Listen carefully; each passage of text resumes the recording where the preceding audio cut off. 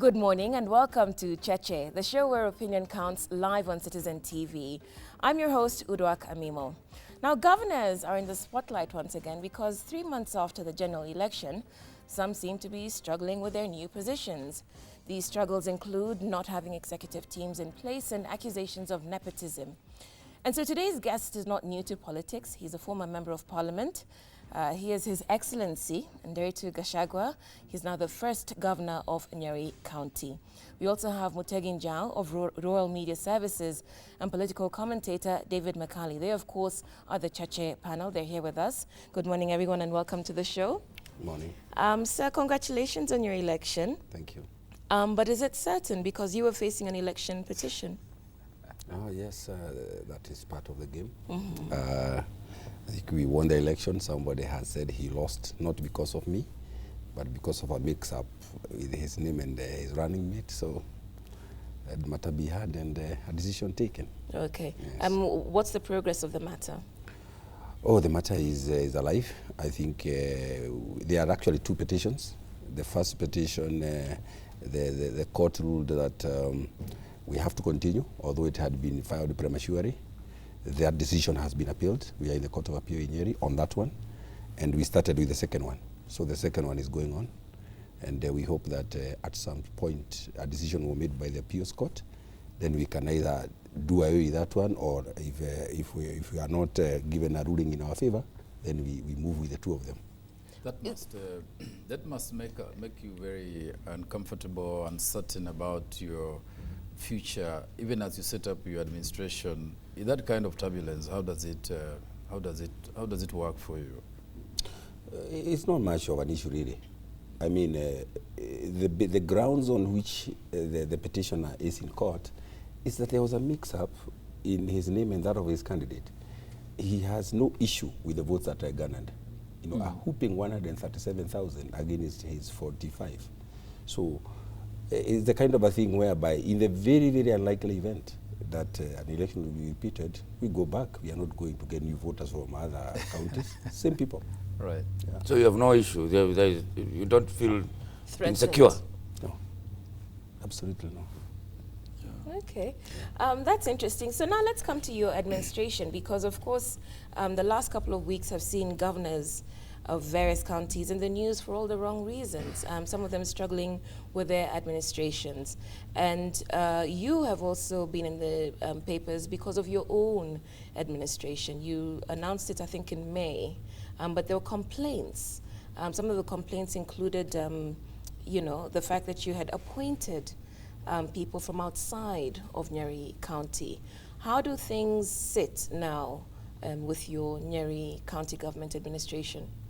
First of all, I think it is important to clear that when you submit nominees to the county assembly, they can either reject, or accept them. So either way, it's not a big issue. But in Nyeri, when we advertised the positions, and we decided to advertise instead of headhunting, which we could have because we are allowed to by the law. But we wanted, a variety. We wanted, something from which to choose a good panel. We had over 600 applicants. And I had a very good panel that sat and gave me recommendations on the nominees. And I forwarded the nominees. And I think at that point we Who was on your panel? When you said good, how good was good it? Panel. Chosen from prominent people in Nyeri County. Okay. And I think it was a good panel because from the list that I saw after the interviews, it looked very good. In fact, I did something that other governors have not done. I published in the newspaper all the nominees and their CVs and experience and so on. And in fact, I got very, very good reaction that they thought that was a very, very good panel. But some of the county reps went to the papers, raised an issue that some of these people are not from Nyeri. And obviously, I told them that it was not a requirement that you be from Nyeri, to qualify for county executive in Nyeri. Because the only requirement was that we are Kenyan citizen. And we took them there, and we took 8. They approved 6. 2, they thought they had issues with them. And we later sat back with them as a committee informally, And I told them that they had not given me sufficient grounds on which they had rejected these two. And we discussed that we agreed, okay, bring them back. So I brought them back, and then another two who had not been there before, so I brought 4. So they took these 2, the new ones, and they still rejected the other 2. So we are still moving. We have 8 out of 10, and I'll give them another 2. And I think that will conclude the process. So to me, it's really not an issue because, as you are aware, even money to pay these people, we don't have. We are actually waiting for this budget to pass. So we were really not in a hurry to recruit the cabinet because we wanted it in place when the budgetary provision has been set, and then we move on. Looking at the inclusion of the non-Nyeri nominees you had submitted, what was the justification, apart from the fact that, of course, the Constitution doesn't require them to be from that county, but what was the rationale for you accepting to have them? In fact, were they of special competence? Yeah, or no, first of all, yeah. we did not, you know, if you come from Nyeri, fine, because basically we are Nyeri County. But because we had not specifically said that you have to be from Nyeri to apply, we had some very good people. In fact, one of the ladies is from Gatundu. The other man is from Muranga, and they were good. In fact, the guy from Muranga has already been confirmed, I think. The county reps sat back and really, I think, and correctly decided that that was not a basis for not accepting the man. So he's in. I think the lady from Gatundu was rejected for other reasons. I think they did not say that it is because, you know, she's from there. So it's not an issue, really. It's just that I told them that, you see, this is something dangerous. We cannot discriminate against somebody on the basis of origin. First of all, it's unconstitutional. Secondly, you are sending a very wrong message to other counties regarding people from Nyeri. Because now, if you say that you are rejecting somebody merely because she doesn't come from there, what happens to other people who are in Mombasa, who are in Kwale, who are all over the place? And I think they got it and dropped it. Okay, so if you say that you are not in a hurry to recruit, given that you have no funds, and we know all about that, it's just over 100 days since you were elected, yes, Governor of Nyeri County. Yeah. What have you achieved so far? First of all, I would like to say that, and I have said it so many times, I think everybody, this is Bible. Nyeri is an agricultural county, and therefore for us, we are focused, we know which way to go. And basically, by improving the incomes in the agricultural sector in Nyeri, you affect everyone. The benefits cascade all the way. To date, we have had a conference with all stakeholders on the coffee sector. We have met the chairman of the 23 societies or so of coffee in Nyeri. We have met Cooperative Bank. We have met anybody who is in coffee. And we have embarked on a set of reforms in that sector. And such as? Such as marketing. It's critical. We have decided that it is imperative that we market coffee in Nyeri as one team. We have now 23 different societies, and this is why the farmers are losing. This task force is giving the recommendations to me next week, and I think the recommendations we are going to be adopted because we have. This is the task force on the task force on coffee. On coffee. Okay. And what does that mean? Does it mean you're going to form the whole Nyeri Cooperative Union back? No. What are you going to do? We want 23 societies. Yes, we want the 23 to have an apex marketing body, marketing only, because the issue is marketing. Production is not what it used to be, but they are trying. The issue is marketing, because in between the society and the coffee auction in Nairobi, there are a lot of players there, and this is where a lot of money is getting lost. So we have said we want to market this coffee as a group first, because at the current levels, no one society can be able to interest anyone with their coffee because it's too little. So we first of all want to put it together, and there are a lot of people who want to buy coffee from Nyeri because we have the best coffee in the world in Nyeri. Yeah, okay, fine. But coffee spreads that can be disputed, but there are other agents, other marketing agents who are there existing now, yeah, like Coffee Board or whoever is marketing. What do we do with them? You deny them. The current law under which coffee is being marketed is the Coffee 2001 Act, Yes. which provides for societies appointing agents, first of all, to do their billing and to do their marketing and to even help themselves. And our point is this: how do you grow the coffee, which is the most difficult task, and then you can't even sell it? I mean, you're selling it, it's ready. So we are saying, let the societies, let this marketing body on top here just sell the coffee to whoever who wants. Because right now, coffee is only being sold 95% at the Nairobi coffee auction, where we are convinced the prices are not level. We think the prices at the Nairobi coffee auction are not market driven, because the players in that auction are the same people. You find the millers, the marketers, the buyers are the same people at the different companies. This is the reality. I mean, coffee, Mr. Nderitu, coffee is obviously grown in more parts in Kenya than Nyeri. You're trying to set up a model that is only applicable to Nyeri. I'm sure neighboring Murang'a there's coffee and other outlying counties. How is that going to sit with the rest? So you want in to fact, set up... we are hoping that after we put our act together in Nyeri, we are already talking with the governor of Kirinyaga, of Murang'a. We are talking with the daddy of Kirinyaga, that we really have to get together, because what we want to do in Nyeri, we apply in Murang'a, we apply in Kirinyaga. The problems are the same, but we have moved fast. But you are not mailing your coffee. It will be mailed by either KPCU or the mailers. No, the milling now is being done from all over. Yes. You find coffee being milled in Meru from Nyeri. You have people like Murang'a with their own mills, but they don't mill there, they take it somewhere else. You find Ulaya milling their own coffee. So we want to centralize these activities, because that is the way to go. And as you also know that cooperatives is now a devolved function, so we have a way in streamlining the management and the leadership in the coffee societies. And I think that is the subject of another day, but it's also an area that we need to streamline to be able to do what we are doing. You are a coffee farmer yourself. Yes.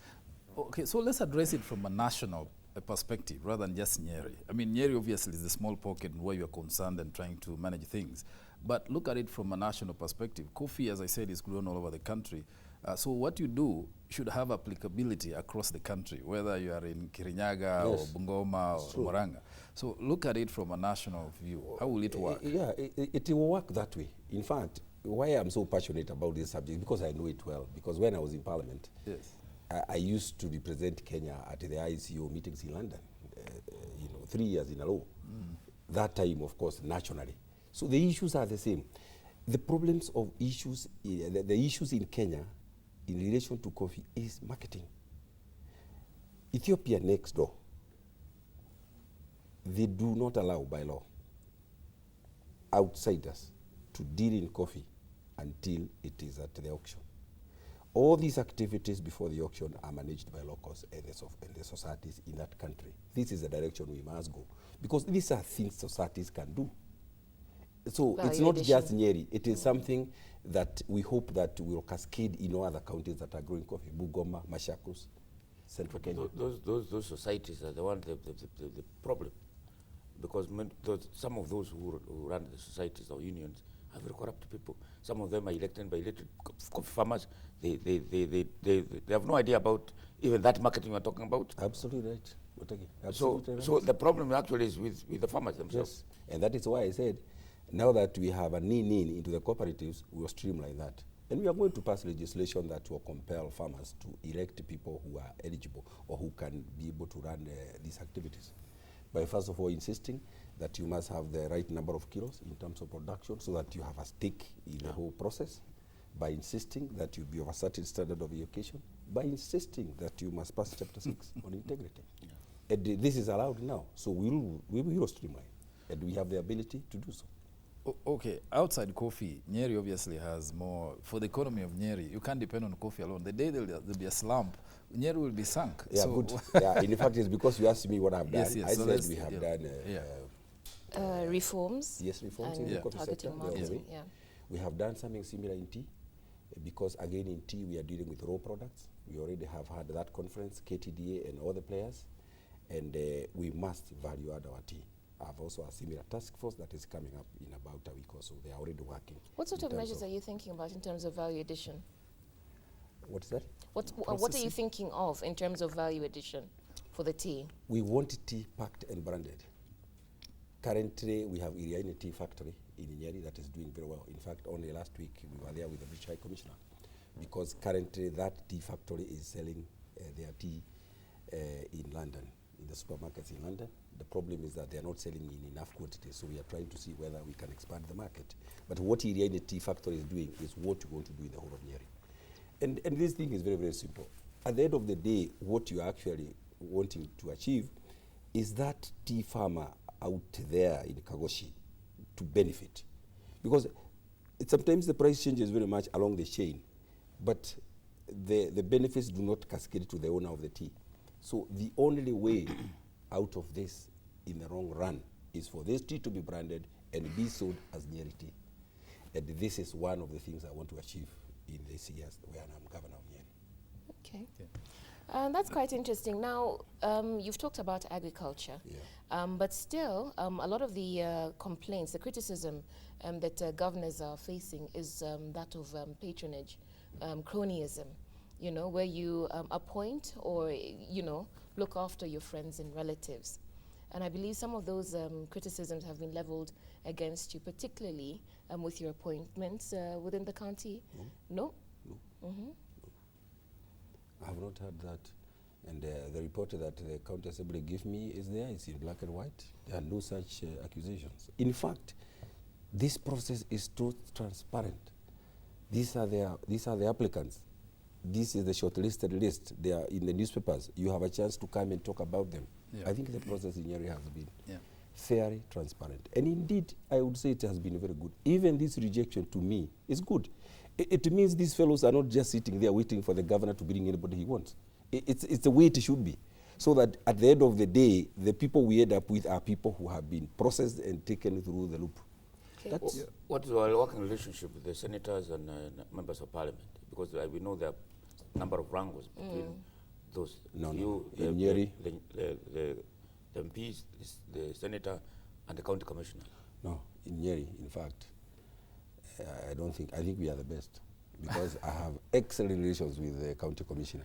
Perhaps this comes from the days he used to be this commissioner and I was member of parliament. I mean, we have worked together, and Mwangi is good. Okay. What about And your senator?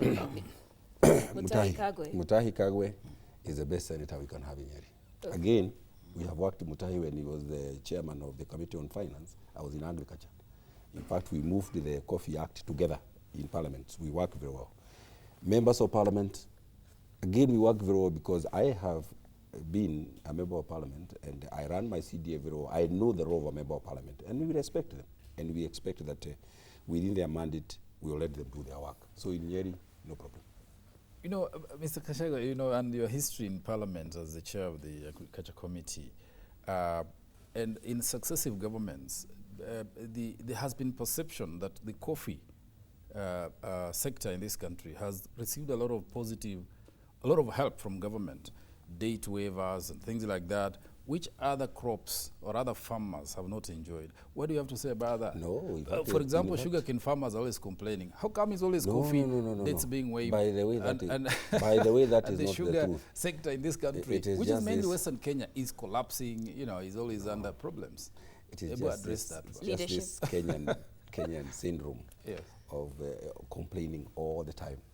Really? I think, truly, and sitting in agriculture, I would know. There's a lot of intervention by government in sugar, cotton, paritharam, coffee. In fact, tea is the only area where we haven't had anything because I think the industry has run fairly well. The government has had to intervene literally in every crop. But of course, the level of interventions are different. So people say, we are only having coffee because last week they was having on coffee. But if you go back 3 months down the line, you find there was an intervention on maize. So I think the government, by and large, has tried to help. Okay. Yes, What do you see as the future of KPCU and Coffee Board in arrangement of things in coffee? There's no future. There's no future At all. For KPCU and Coffee Board. Yeah, as you might be aware, the Crops 2011 Act, I think, was assented to in Jan by the former president, and we are waiting for the commencement date of that particular act by the Cabinet Secretary of Agriculture. And that act has provisions that do away completely with Coffee Board of Kenya as a player. All these laws and all these corporations and all these crops have been brought together under one act. There is provision to form an authority that will regulate all these crops in the industry. So Coffee Board, as we used to know it, will no longer be there. What happened to the assets? And the assets of Coffee Board and KPCU? I think that is an area that has to be looked into, because these are assets that clearly should be distributed properly, be given to the rightful owners. And of course, the liabilities. Liabilities. Which are major. But in fact, you know, under the transitional clauses, this new authority coming up has to inherit whatever issues that is Coffee Board of Kenya had. So we have to pause now. This is Cheche, live on Citizen TV. Today's guest is the Governor of Nyeri County, His Excellency Nderitu Gachagua. Our SMS number is 22422, and you can tweet using the handle hashtag, or hashtag rather, Cheche_TV if you got